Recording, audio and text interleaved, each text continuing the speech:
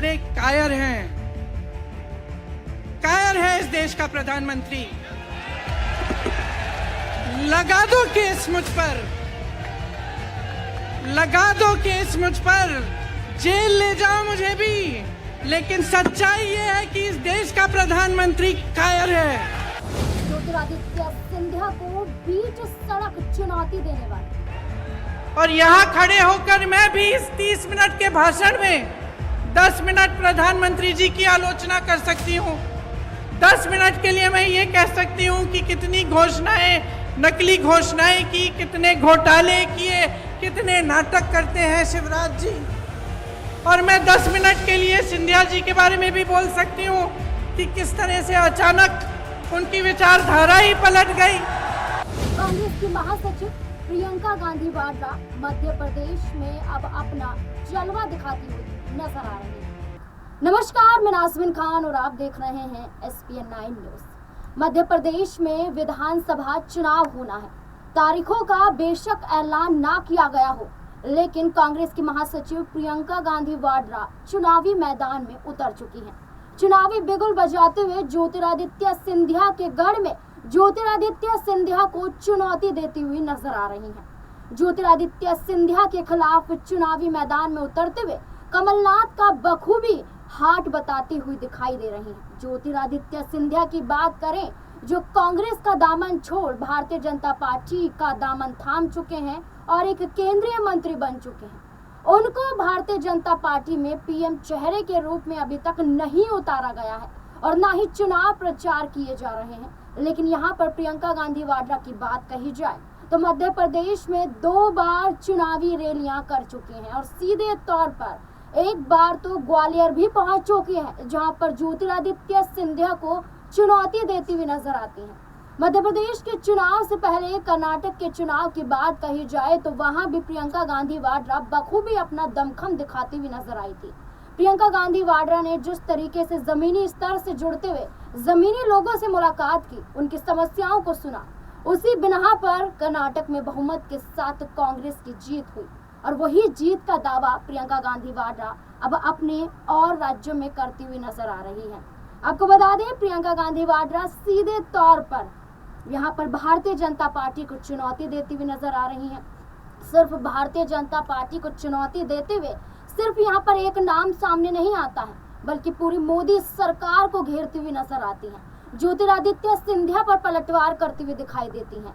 शिवराज सिंह चौहान की कमियों को गिनवाती हैं। सीधे तौर पर आपको ये बता दें कि क्या मध्य प्रदेश में शिवराज सिंह चौहान ने किया है, उनकी बखूबी सारी चीजों को गिनवाते हुए सीधे तौर पर वो चुनौती देती हैं भारतीय जनता पार्टी को और ज्योतिरादित्य सिंधिया को। क्या कुछ यहाँ पर प्रियंका गांधी वाड्रा कह रही हैं, देखिए इस रिपोर्ट में। मंच पे आते हैं, आपको गिनवा देते हैं कि इनके क्या गुण हैं और अवगुण हैं, वो हमारे गिनवा देते हैं।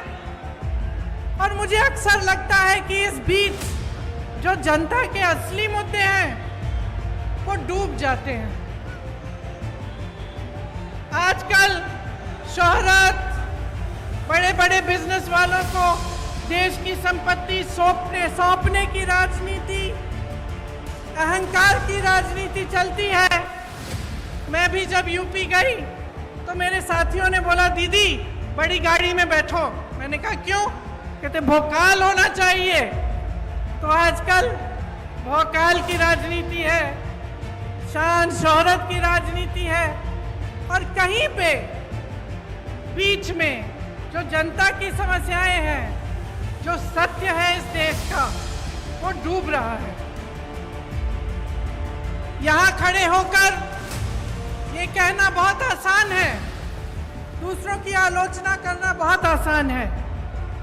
आखिर राजनीतिक सभ्यता को कायम रखने की सबसे बड़ी जिम्मेदारी किसकी होती है? प्रधानमंत्री की ही होती है। लेकिन 2 दिनों पहले की बात है, विपक्ष की बहुत बड़ी मीटिंग हुई। तमाम विपक्षी दल के बड़े बड़े वरिष्ठ नेता आए। उसी दिन या अगले दिन प्रधानमंत्री जी का एक बयान आया और इस बयान में उन्होंने कहा कि जितनी भी विपक्ष के नेता हैं, जितने भी विपक्ष की पार्टियां हैं, एक झटके में प्रधानमंत्री जी ने जैसे सब धान 22 पसेरी सबको चोर बोल डाला। इतने वरिष्ठ नेता, अपने अपने प्रदेशों के प्रतिनिधि, बड़ी बड़ी पार्टियों के नेता, जिन्होंने आजीवन देश के लिए संघर्ष किया, जिनका देश प्रदेश में आदर है, जो जनता के मुद्दे उठा कर आगे बढ़े राजनीति में, उनका इस तरह का अपमान प्रधानमंत्री जी ने खुद कर दिया। और दूसरी तरफ देखिए, मणिपुर में 2 महीनों से पूरा प्रदेश जल रहा है, घरों में आग लगाई जा रही है, मार काट हो रही है आपस में, महिलाओं के साथ भयावह अत्याचार हो रहा है, बच्चों के सर पर छत नहीं रहे, और हमारे प्रधानमंत्री जी ने 77 दिन के लिए कोई बयान ही नहीं दिया इस पे। वहां पे एक्शन लेना छोड़िए, एक लफ्ज नहीं कहा। कल मजबूरी में, क्योंकि एक इतना भयावह वीडियो वायरल हुआ कि वो फिर चुप नहीं रह पाए, तो मजबूरी में कल एक बयान दिया उन्होंने, एक वाक्य बोला, और उस वाक्य में भी राजनीति घोल दी। उस वाक्य में भी उन्होंने उन प्रदेशों का नाम ले लिया जिसमें विपक्ष की सरकार है। तो मैं आपसे पूछना चाहती हूं कि ये जन आक्रोश लिखा है, ये जन आक्रोश किस बात का? ये जन आक्रोश आपके ही मुद्दों पर है कि नहीं है? और यहाँ खड़े होकर मैं भी इस 30 मिनट के भाषण में 10 मिनट प्रधानमंत्री जी की आलोचना कर सकती हूँ। 10 मिनट के लिए मैं ये कह सकती हूँ कि कितनी घोषणाएं, नकली घोषणाएं की, कितने घोटाले किए, कितने नाटक करते हैं शिवराज जी। और मैं 10 मिनट के लिए सिंधिया जी के बारे में भी बोल सकती हूँ कि किस तरह से अचानक उनकी विचारधारा ही पलट गई। लेकिन आज मैं यहाँ आपका ध्यान भटकाने के लिए नहीं आई हूँ, मैं आपके मुद्दों पर बात करने आई हूँ। और आज जो सबसे बड़ा मुद्दा है आपका, मैं जानती हूँ क्या है, महंगाई का मुद्दा है। सबसे बड़ा मुद्दा आज महंगाई है।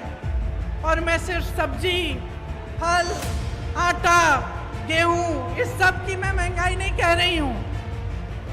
ये तो है ही, जब टमाटर 150 रुपए में आप खरीद नहीं सकते तो ये तो है ही।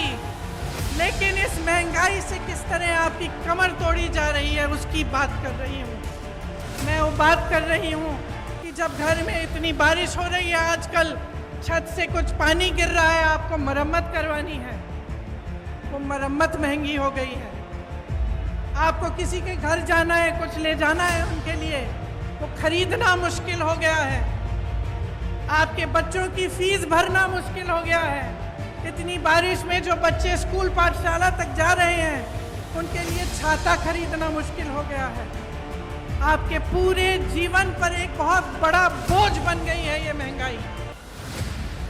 तो ये सिर्फ टमाटर के भाव की बात नहीं है, ये बात आपके जीवन की है कि किस तरह आप गुजारा कर पा रहे हैं, मैं समझ नहीं पा रही हूँ। मेरी बहनें यहाँ बैठी हैं, सबसे बड़ा बोझ इन पर है। समाज का बोझ, महंगाई का बोझ मेरी बहनें उठाती हैं सबसे ज्यादा। आज रसोई के लिए सामान खरीदना है, तेल खरीदनी है, वो भी नहीं मिलती। गैस का सिलेंडर मिलता तो था, उसमें गैस भरना ही मुश्किल हो गया है। आज आपको खरीदने जाना है तो 1000 रुपए से कम नहीं मिल रहा। बच्चों की परवरिश कैसे होगी? सुबह उठ के आप अगले दिन का सामना कैसे करते हैं? कोई बीमार पड़ जाता है तो घबराहट उनकी भी होती है और इस बात की भी होती है कि मैं दवाई कहाँ से खरीद के लाऊं। घर पे बीमार पड़ा है लेकिन दुकान जाकर इतनी महंगाई है कि दवाई ही नहीं मिलेगी, मैं क्या करूं? आज ये है आपकी परिस्थितियां। तो इस बीच मुझे उचित नहीं लगता कि यहाँ आकर मैं फिजूल की बातें करूं, मैं दूसरों की बार बार आलोचना करती रहूं। मुझे ये उचित लगता है कि हर चुनाव में, हर प्रदेश में, हर गांव में, हर मोहल्ले में जब कोई नेता जाता है तो उसे जनता के मुद्दों पर बात करना पड़ेगा। उसको बताना पड़ेगा कि ये महंगाई क्यों है, कि महंगाई के साथ साथ इतनी बेरोजगारी क्यों है, कि एक ऐसी सरकार क्यों है आज हमारे देश में जिसने पूरी की पूरी देश की संपत्ति एक या दो बड़े बड़े बिजनेस वालों को बेच दी। जहां से आपको रोजगार मिलता था, उन कंपनियों को जब इन्होंने अपने मित्रों को सौंपा तो उनको मालूम होगा कि आप बेरोजगार होंगे। आपको रोजगार कहां से मिलता था? PSU से मिलता था, बड़ी बड़ी जो सरकारी कंपनी थी उनसे मिलता था।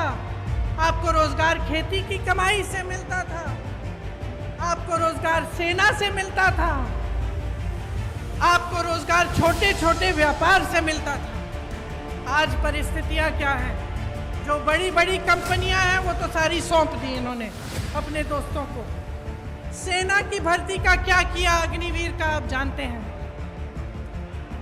आपका ये जो क्षेत्र है, ग्वालियर का क्षेत्र, रानी लक्ष्मीबाई जी का क्षेत्र है, यहाँ से तमाम वीर जवान जाकर हमारे सरहद पे खड़े होते हैं। आप जानते हैं सबसे अच्छी तरह कि जब से अग्निवीर की स्कीम आई और 4 साल की सेना में भर्ती कराई गई, तब से क्या स्थिति है।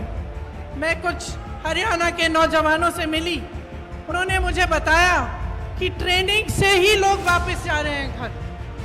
तो कहते हैं कि हम इतनी ट्रेनिंग, इतनी कड़ी ट्रेनिंग कर किस लिए रहे हैं।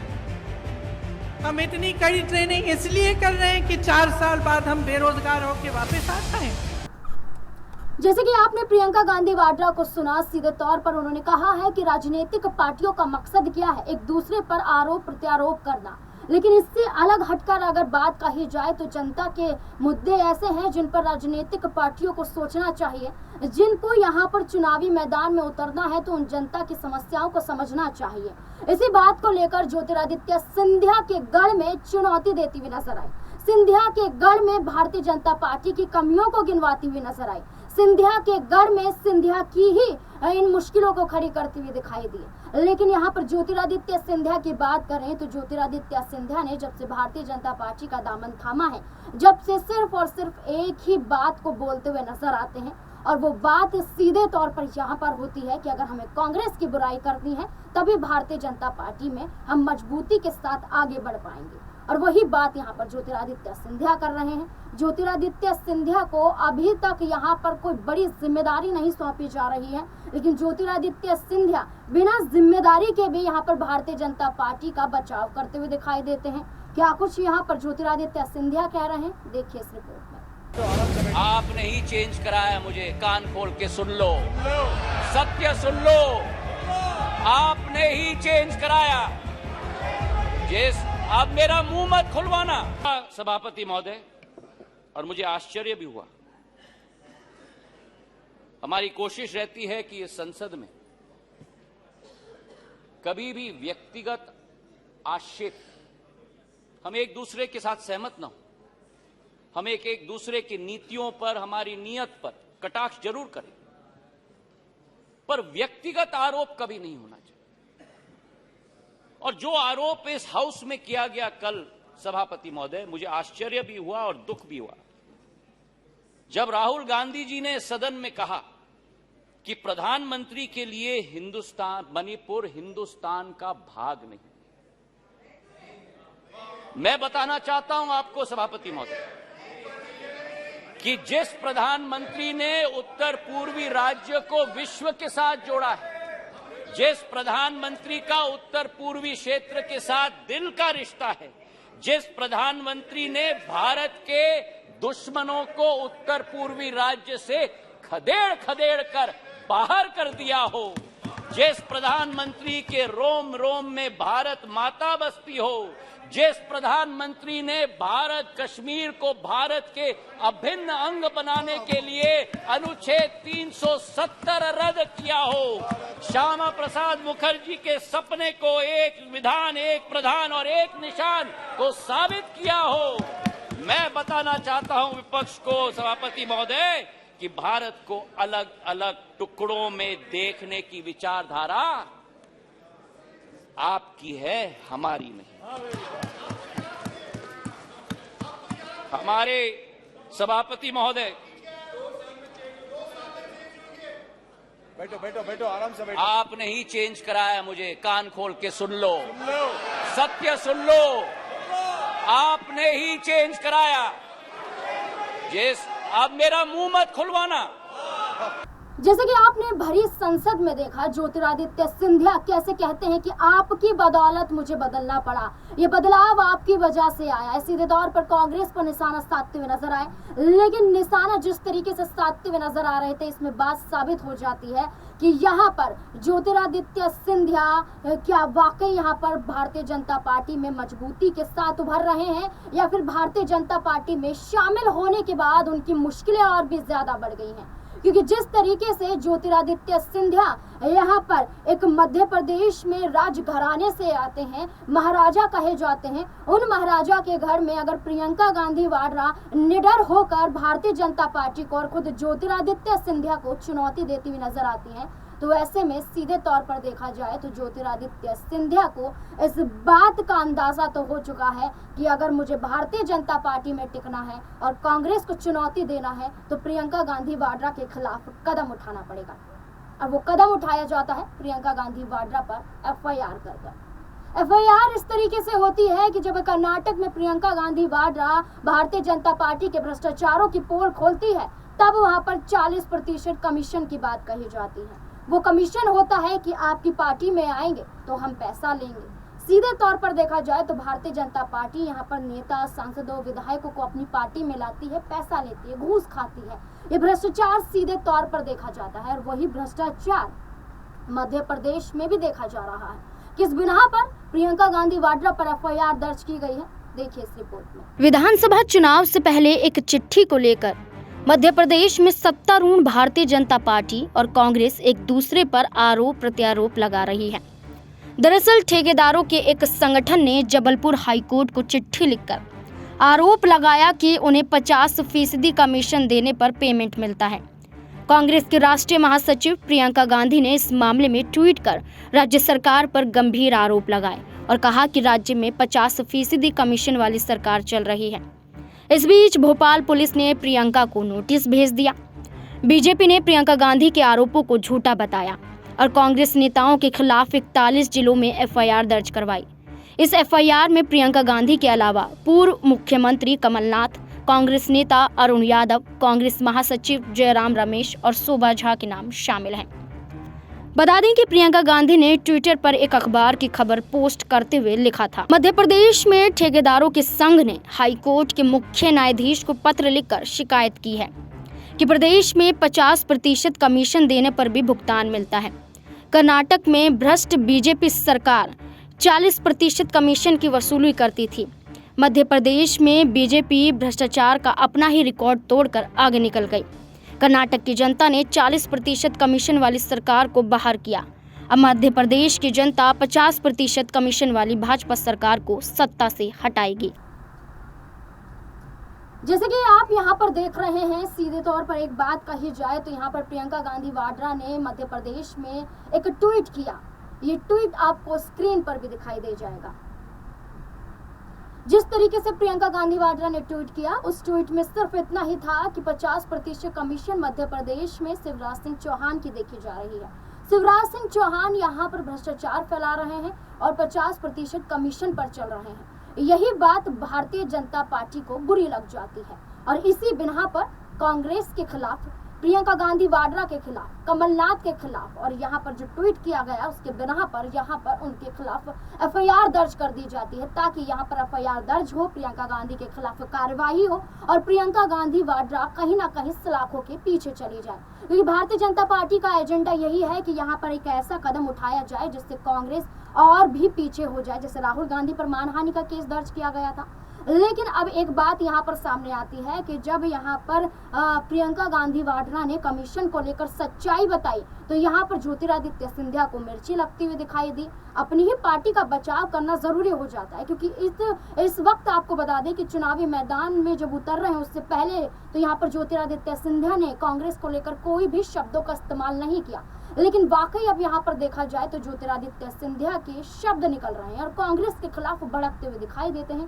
क्या कुछ यहाँ पर ज्योतिरादित्य सिंधिया कह रहे हैं, देखिए इस वीडियो में। जो परसेंटेज लेते हैं उनका पूरा बखान मैंने संसद में बैठ के परसों ही कर लिया था। कृपा करके आप मेरा भाषण सुन लेना और अपने मन में और अपने दिल में और अपने दिमाग में 10 साल पहले की बातें दोबारा स्मरण करना। कौन सा साल निकला था जब देश में स्कैम नहीं होता था कांग्रेस के द्वारा, चाहे 2G स्कैम हो, सत्यम स्कैम हो, कॉमनवेल्थ स्कैम हो, कोयला का स्कैम हो।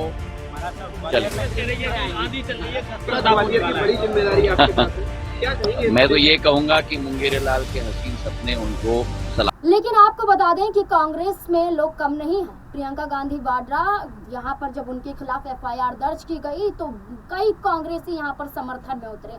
कांग्रेस ने ये साबित किया कि प्रियंका गांधी वाड्रा अकेली नहीं है। आप कांग्रेस को हरा नहीं सकते हैं, कांग्रेस को हिला भी नहीं सकते हैं। और जिस तरीके से अन्य राज्यों में कांग्रेस की सरकार बनी है, जिस तरीके से कर्नाटक में बहुमत के साथ कांग्रेस ने जीत हासिल की है, उसी तरह से मध्य प्रदेश में भी जीत हासिल करते हुए नजर आएंगे। इसी बिना पर यहाँ पर आपको ये बता दें कि दो यहाँ पर आप देखेंगे कि जो कांग्रेस यहाँ पर प्रियंका गांधी वाड्रा के समर्थन में उतरे। एक तो उनके पति हैं रॉबर्ट वाड्रा, सीधे तौर पर वो क्या कहते हुए नजर आते हैं, और इसी के दौरान कांग्रेस की तरफ से जो है वेणुगोपाल वो क्या कुछ कहते हुए नजर आते हैं, देखिए इस रिपोर्ट में। बीजेपी कांग्रेस नेताओं पर जितना दबाव बनाएगी वो उतनी ही मजबूती से उभरेंगे। मैं आश्चर्यचकित नहीं हूँ, ये धारणा बनाने का उनका तरीका है। कर्नाटक में भी यही था, वहाँ 40% कमीशन सरकार थी, वहीं यहाँ है। वे जहाँ भी सरकार गिराते हैं और अपनी राजनीति चलाते हैं, वह सरकार ज्यादा दिनों तक नहीं चलेगी और लोग विद्रोह कर देंगे। प्रियंका निडर है, राहुल निडर हैं, सोनिया जी निडर हैं। हम जनता की आवाज़ उठाएंगे। वे कानूनी तौर पर या एजेंसियों के जरिए हम पर दबाव बनाएंगे किसी और तरीके से, लेकिन वे हम पर जितना अधिक दबाव डालेंगे हम उतनी ही मजबूती से उठेंगे।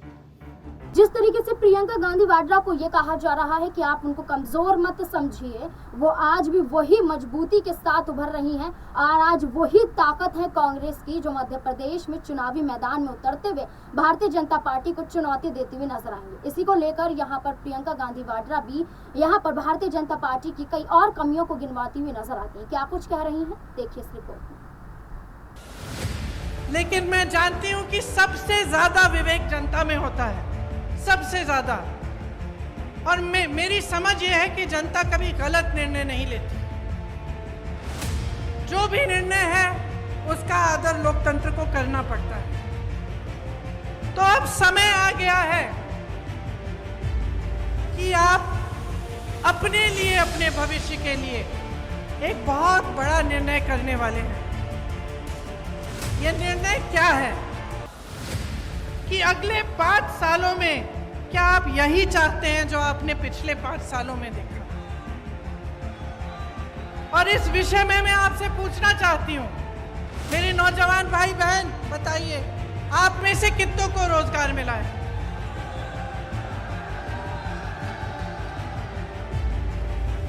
मेरे किसान भाई बहन यहाँ हैं, आपकी जिंदगी बेहतर हुई है कि नहीं? नहीं हुई? 5 सालों में आपकी तरक्की हुई है कि नहीं?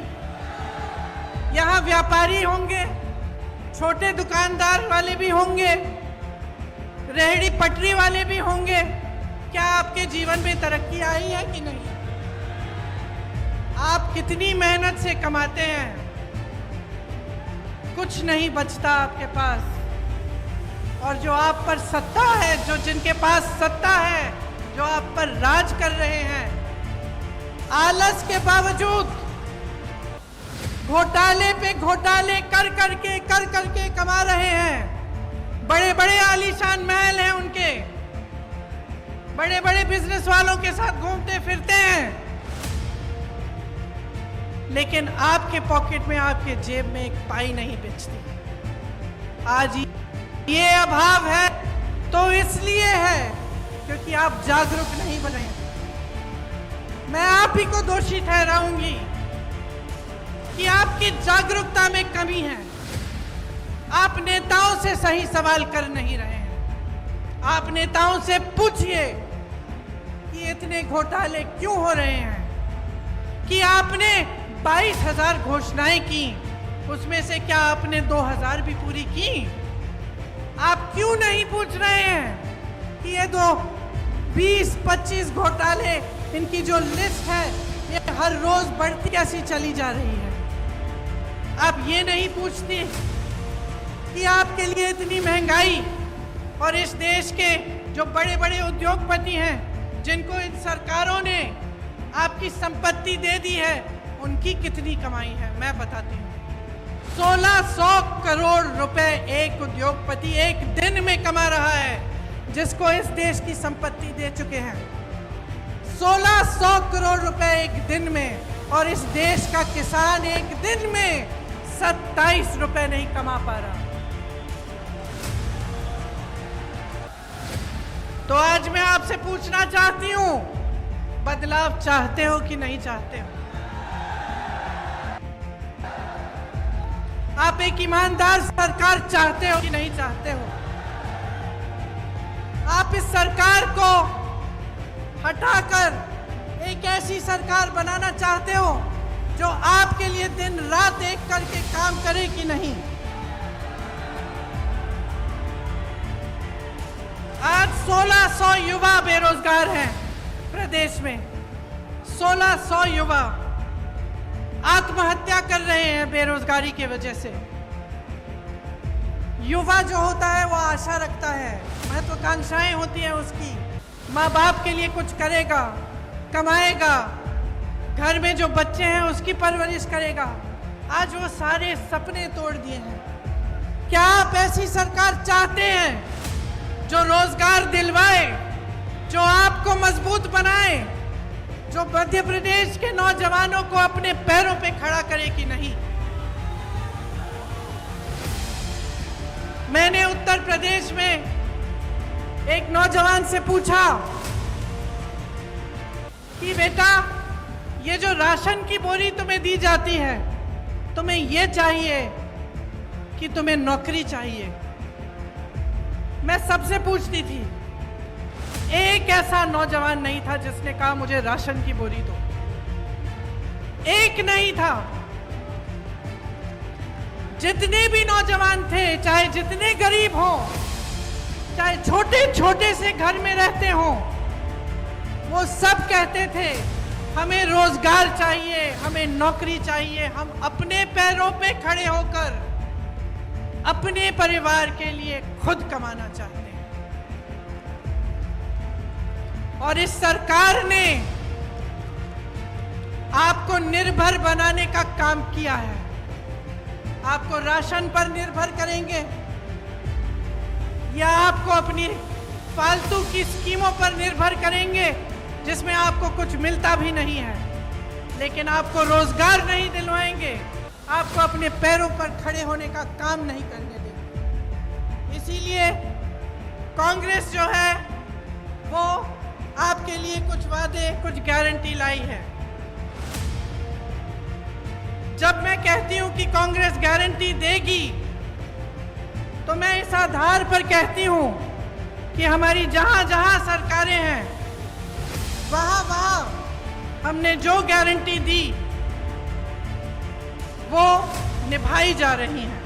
जिस तरीके से प्रियंका गांधी वाड्रा की बात कही जाए, उनका कद बढ़ रहा है। एक एक करके प्रियंका गांधी वाड्रा के समर्थक बढ़ रहे हैं, लोग उनकी प्रशंसा कर रहे हैं, तारीफ कर रहे हैं, उनसे मुलाकात कर रहे हैं। यहाँ पर प्रियंका गांधी लोगों की मुसीबतों को सुन रही हैं, समझ रही हैं। लेकिन वहीं अगर भारतीय जनता पार्टी की बात मध्य प्रदेश में कही जाए, वहीं ज्योतिरादित्य सिंधिया की बात कही जाए, तो वो कहीं टूटने के कगार पर पहुंच चुके हैं।